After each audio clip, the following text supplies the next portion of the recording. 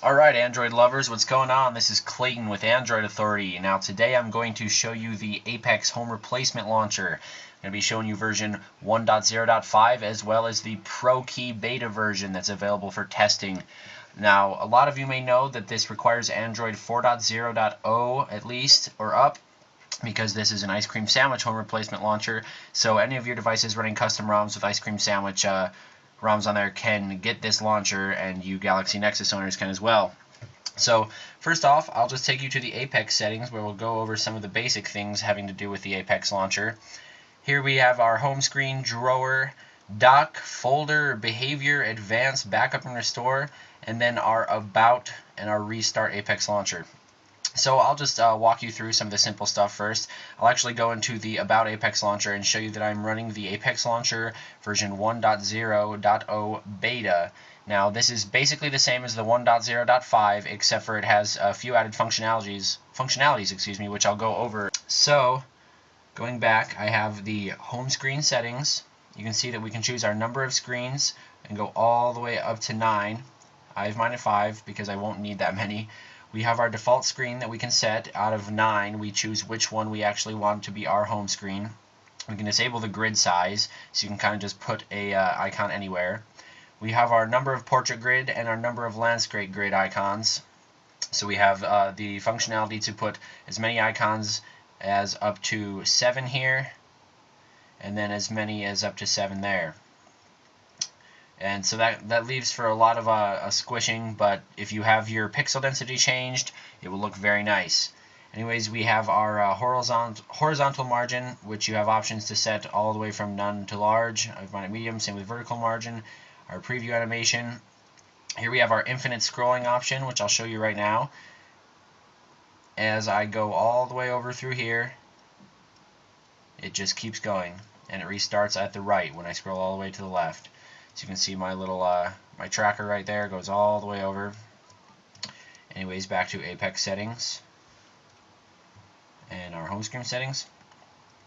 We have our elastic scrolling, which gives a bounce effect like a rubber band when you're scrolling through, and our minimum scrolling time can be changed. We have all sorts of transition effects. Now a lot of these are included with the Apex Pro Beta and not the version 1.0.5, but a lot of them are. So a lot of the cool ones, I'll just show you the cross because it's one of my favorites. And you just swipe like this, and it brings up your other apps in a cross fashion, just kind of on a pivot right there, 360 degrees with all your apps. So that's very cool. I like that a lot. We will go back into our Apex settings. And there's just a lot of cool transitions. You have your tablet with the glass windows, kind of like on a Galaxy Tab or things like that. Your card stack, which is the stock Galaxy Nexus transition. Cube in, cube out, accordion, overlap, wheel. I'll just show you wheel for a second, and then we'll get on with the review. And this kind of just brings it in like it's on a pinwheel. Just like that.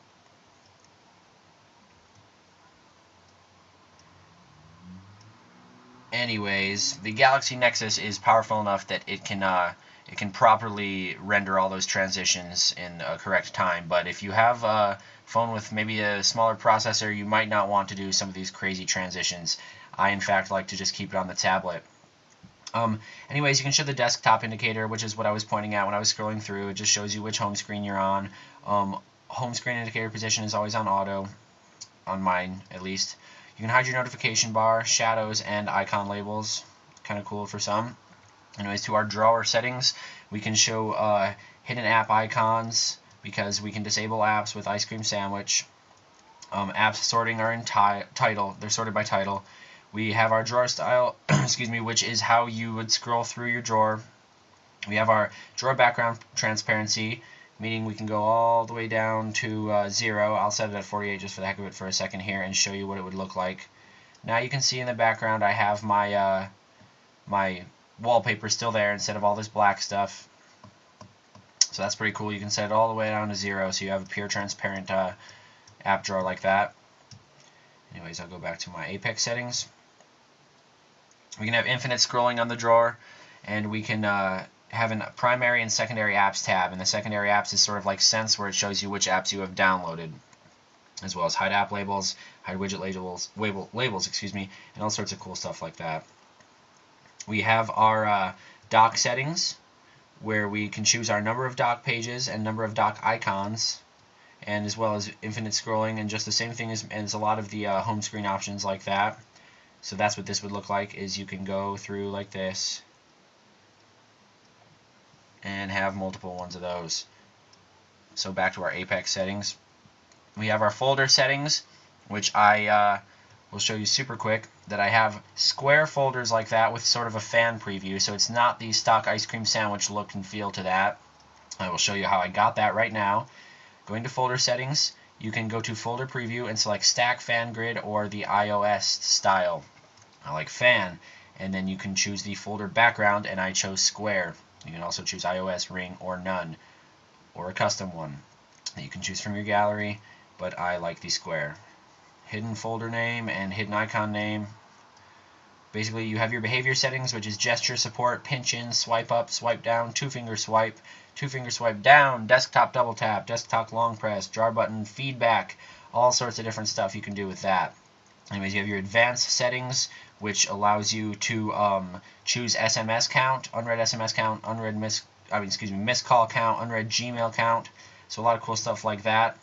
As you can see here, it is letting me know that I have a text, and if I were to have a missed call, it would display that here, and if I were to have a missed Gmail, or not a missed, but an unread Gmail, it would be right here. Anyways, going back to the Apex settings, we have our backup and restore options to restore our profiles on the Apex launcher, and we have our About Apex Launcher Pro.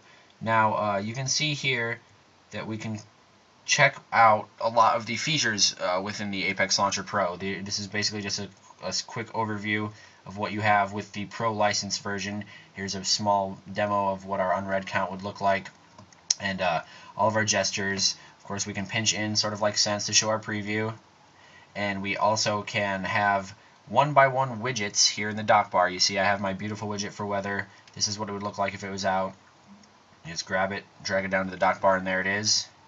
I have another icon in there, but a lot of the widgets are poorly formatted when you were to put them in the dock bar. So for example, I will go here and I will choose a beautiful widget, and I will do a toggle widget, make it for Wi-Fi for the heck of it, and as you see here, I would bring it down, and then we sort of have just a little cutoff like that. But mind you, this is the beta version, so I'm assuming that that's going to be fixed, and we possibly will see even larger widgets available for the dock bar, such as a 4x1 widget down there, and that would be pretty cool. So anyways, guys, that was the Apex launcher. Go ahead and check it out today. You can get it from the Play Store, or a lot of custom ROMs come with it already. Also, to get your free evaluation version of the beta Apex launcher, you would go to your Apex settings, then you would go to your About Apex launcher. It might not say Pro at this time, and you can automatically check for updates, and you will want to press beta version, because if you're choosing the stable version, it will not give you the option of testing the new beta.